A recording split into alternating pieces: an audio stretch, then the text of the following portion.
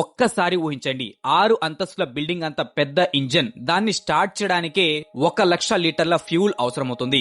దాని fuel tank ఎంత పెద్దదంటే అందులో ఏకంగా 6 ఒలింపిక్ స్విమ్మింగ్ పూల్స్ కూడా సరిపోతాయి.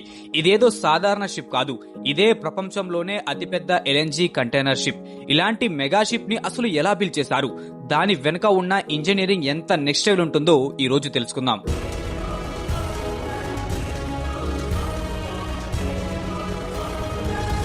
ఈ రోజు ప్రపంచం ఎంత మోడర్న్ అయినా సరే ఒక విషయం మాత్రం అస్సలు మారలేదు. అదే ప్రపంచంలో జరిగే దాదాపు 90% ట్రేడ్ ఇప్పటికీ సముద్రం ద్వారానే జరుగుతుంది. మీ చేతిలో ఉన్న మొబైల్, మీ ఇంట్లో ఉన్న టీవీ, మీరు నడిపే కార్, ఇవన్నీ కూడా ఒకప్పుడు ఇలాంటి కార్గో షిప్ మీద వేల కిలోమీటర్లు ప్రయాణించి మీ దగ్గరకు చేరాయి.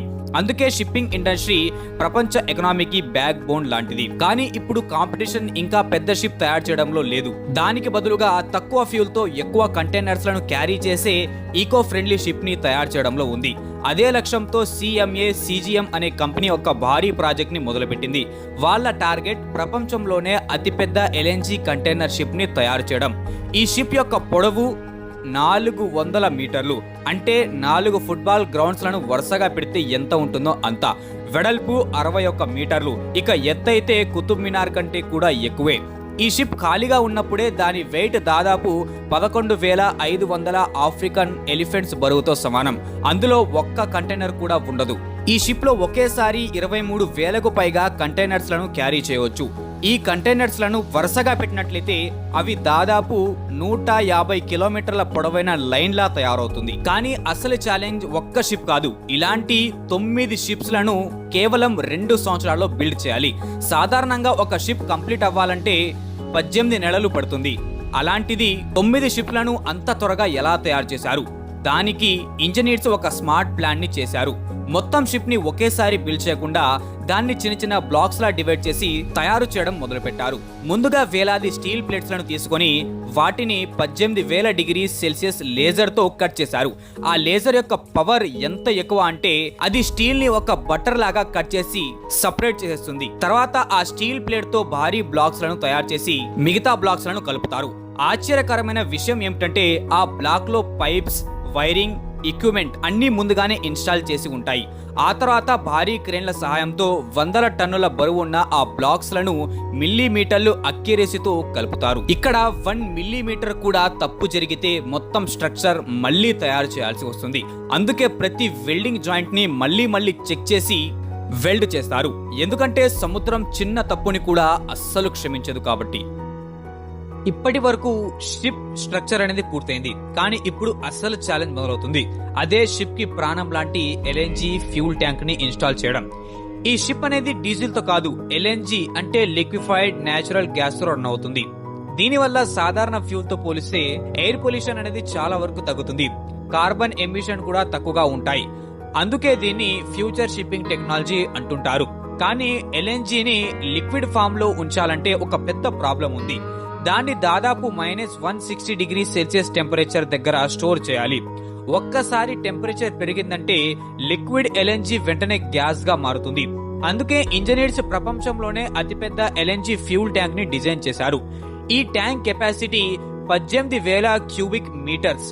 సులభంగా చెప్పాలంటే దీనిలో ఏకంగా 2 కోట్ల లీటర్ల ఎల్ఎన్జీని స్టోర్ చేయవచ్చు. లోపల స్పేస్ ఎంత పెద్దదంటే 6 ఒలింపిక్ స్విమ్మింగ్ పూల్స్ కూడా అందులో సరిపోతాయి.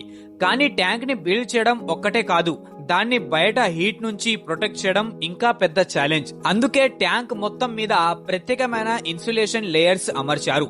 ఈ లేయర్స్ బయట వేడిని లోపలికి వెళ్లకుండా ఆపేస్తాయి. తర్వాత ప్రతి జాయింట్ కి లీక్ టెస్ట్ చేస్తారు. సోప్ వాటర్ వేసి వాక్యూమ్ టెస్ట్ చేసి ఎక్కడైనా చిన్న లీక్ కనిపించినా మళ్లీ రిపేర్ చేసి పూర్తి ఎయిర్ టైట్ చేస్తారు. దాదాపు 9 నెలల కష్టంతో ప్రపంచంలోనే అతిపెద్ద ఎల్ఎన్జీ ఫ్యూల్ ట్యాంక్ అనేది రెడీ అవుతుంది. ఇక ఇప్పుడు అందరూ ఎదురు చూసే మూమెంట్ వచ్చింది. ఈ షిప్ కి గుండె లాంటిది, ప్రపంచంలోనే అతిపెద్ద నేచురల్ గ్యాస్ ఇంజన్ ఇన్స్టాల్ చేసే సమయం. ఈ ఇంజన్ యొక్క ఎత్తు దాదాపు 20 మీటర్లు, అంటే 6 అంతస్తుల బిల్డింగ్ అంతా. వెయిట్ వచ్చి 2,000 టన్నుల కంటే ఎక్కువ. ఇది ప్రొడ్యూస్ చేసే పవర్ ఏకంగా 85,000 హార్స్ పవర్. ఈ ఇంజన్ ఎంత పెద్దదంటే దాని లోపల మెయింటెనెన్స్ వర్కర్స్ నడుస్తూనే వెళ్లి పనిచేయగలరు. కానీ ఇంత భారీ ఇంజన్ ని షిప్ లోకి తీసుకురావడం అంటే ఒక మెగా ఛాలెంజ్. అందుకే దీన్ని 6 పార్ట్స్ గా ట్రాన్స్పోర్ట్ చేశారు. వాటిలో ముఖ్యమైనది క్రాంక్ షాఫ్ట్. ఇది ఇంజన్ నుంచి వచ్చే పవర్ ని ప్రొపెల్లర్ కి పంపించే మెయిన్ పాయింట్. దీని వెయిట్ ఒక్కటే 2020 టన్నులు. దాన్ని మూవ్ చేయడానికి 140 వీల్స్ ఉన్న ప్రత్యేకమైన రిమోట్ కంట్రోల్ ప్లాట్ఫామ్ ని ఉపయోగించారు. ఆ తర్వాత దాన్ని మిల్లీమీటర్ అక్యురసీతో షిప్ లో ఇన్స్టాల్ చేశారు. ఈ ఇంజన్ లో మొత్తం 12 భారీ పిస్టన్స్ అనేవి ఉంటాయి. ప్రతి పిస్టన్ యొక్క డయామీటర్ దాదాపు 1 మీటర్. అంటే ఒక పెద్ద మనిషి కూడా అందులో సులభంగా నిలబడగలరు. ఇక ఇంజన్ తయారైన తర్వాత దాన్ని షిప్ వెనక ఉన్న భారీ ప్రొపెల్లర్ తో కనెక్ట్ చేస్తారు. ఈ ప్రొపెల్లర్ ఒక్క పీస్ లో క్యాష్ చేస్తారు. దీని వెయిట్ 92 టన్నులు, ఎత్తు దాదాపు 10 మీటర్లు. అంటే డబల్ స్టోరీ హౌస్ కంటే కూడా పెద్దది. కానీ ప్రొపెల్లర్ షాఫ్ట్ పర్ఫెక్ట్ గా స్ట్రైట్ గా ఉండాలి. చిన్న అలైన్మెంట్ ప్రాబ్లం వచ్చినా హై స్పీడ్ లో మొత్తం షిప్ వైబ్రేట్ అవుతుంది. అందుకే ఇంజనీర్స్ ఒక స్పెషల్ బ్లూ డై టెస్ట్ చేస్తారు. షాఫ్ట్ పై బ్లూ డై వేసి ప్రొపెల్లర్ లో ఫిట్ చేసి బయటకి తీస్తారు. ఎక్కడ కాంటాక్ట్ సరిగ్గా జరగలేదో అక్కడ ఎక్కువ ప్రెషర్ పడుతుంది. ఆ టెస్ట్ తో వెంటనే తెలిసిపోతుంది. ఇక తర్వాత అవసరమైన చేంజెస్ చేసి పర్ఫెక్ట్ అలైన్మెంట్ లోకి తీసుకువస్తారు. ఇప్పుడు షిప్ మొత్తం రెడీ అయింది. కానీ సముద్రంలో సంవత్సరాల పాటు ఉండాలంటే దానికి స్పెషల్ ప్రొటెక్షన్ కూడా అవసరం. అందుకే మొత్తం షిప్ కి ప్రత్యేకమైన మరీన్ పెయింట్ వేస్తారు. ఈ పెయింట్ సాల్ట్ వాటర్, రస్ట్ మరియు ఫ్రిక్షన్ నుంచి షిప్ ని ప్రొటెక్ట్ చేస్తుంది. ఒక్క షిప్ కే దాదాపు 10 లక్షల లీటర్ల పెయింట్ ని ఉపయోగిస్తారు. ఆ తర్వాత చివరగా షిప్ కి బ్రెయిన్ లాంటిది కమాండ్ బ్రిడ్జ్ ని ఇన్స్టాల్ చేయడం. ఇక్కడ నుంచి కెప్టెన్ మొత్తం షిప్ ని కంట్రోల్ చేస్తాడు. షిప్ చుట్టూ ఉన్న 360 డిగ్రీ స్మార్ట్ కెమెరా సిస్టమ్ వల్ల బ్రిడ్జ్ లో కూర్చున్న కెప్టెన్ కి షిప్ చుట్టూ జరిగే ప్రతిదీ లైవ్ లో కనిపిస్తుంది.